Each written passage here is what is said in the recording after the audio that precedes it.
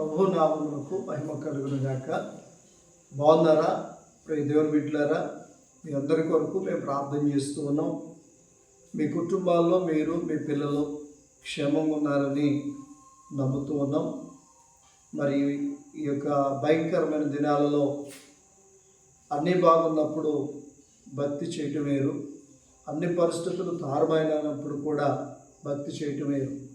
చూడండి, ఏబు గారు అన్నీ బాగున్నప్పుడు భక్తి చేశాడు, అన్నిటినీ కోల్పోయినప్పుడు కూడా భక్తి చేశాడు.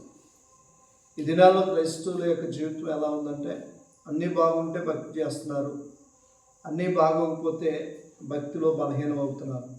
కనుక ఈ విషయాన్ని గ్రహించి మనం ఎప్పుడు భక్తి చేయాలి, ఎలా చేయాలో నేర్చుకోవాలని ప్రభుపేట మనం చేస్తూ ఉన్నాను. చూడండి, సామెతల గ్రంథం 9వ అధ్యాయము 8వ వచనం.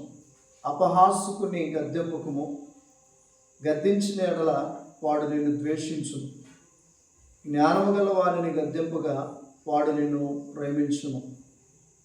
వాక్యం సెలవిస్తూ ఉంది, అపహాసుకుని గద్దెంపుకము, గద్దిస్తే వాడు నిన్ను ద్వేషిస్తాడని చెప్తుంది. అంటే ఎప్పుడూ కూడా అపహాసం చేస్తూ ఉంటాడు.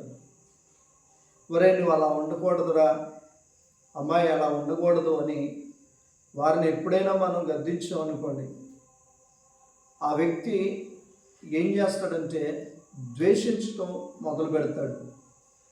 మన మీద పగబెట్టుకుంటాడు, మన మీద ఈర్ష్య పెట్టుకుంటాడు. అందుకనే జ్ఞానేన సుధం అంటున్నాడు, అపహాసుకుని మీరు అసలు గద్దించొద్దు, గద్దిస్తే మిమ్మల్ని ద్వేషిస్తాడు అని చెప్తున్నాను. మరి ఏం చేయాలి అంటే కింద అంటాడు, జ్ఞానము గల వాడిని గద్దింపుగా వాడు నిన్ను ప్రేమించును. జ్ఞానం కలిగిన వాడిని గద్దించామనుకోండి, వాడు ప్రేమిస్తాడు. ఎందుకు? నా మంచికే చెప్పాడు, నా మంచికే చెప్పారు, నేను బాగుపడటానికి చెప్పారు, నేను భవిష్యత్తులో దీవెనకరంగా ఉండడానికి చెప్పారు అని అనుకుంటాడు.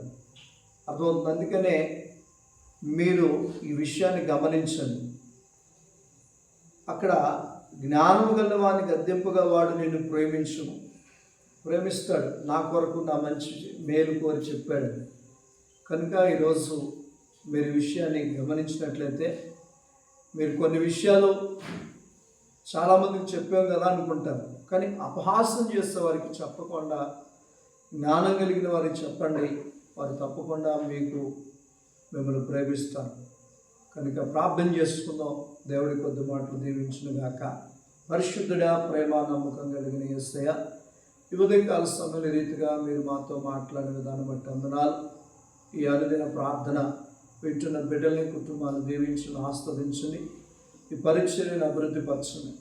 ఎవరైతే అపహాసకులు ఉన్నారో వారిని గద్దించొద్దు అని చెప్తున్నాం, జ్ఞానం కలిగిన వారిని గద్దించండి అని చెప్తున్నాం. కనుక అలాగను మేము తెలియచేయడానికి సహాయం చేసి చూపించండి. వరదల్లో చిక్కుకున్న ఈ పరిస్థితుల్లో ఇల్లును, ప్రాణాలు పోగొట్టుకున్న కుటుంబాలకి నీవు తోడేయడమని, ప్రభుత్వం ద్వారా వచ్చేటువంటి ప్రతిదీ కూడా వాళ్ళకి అందినట్లుగా సహాయం చేయమని యేసయ్య నామములో ఈ మనలను అడిగి పొందినాము తండ్రి. ఆమేన్. God bless you. Thank you all. అందరికీ వందనాలు.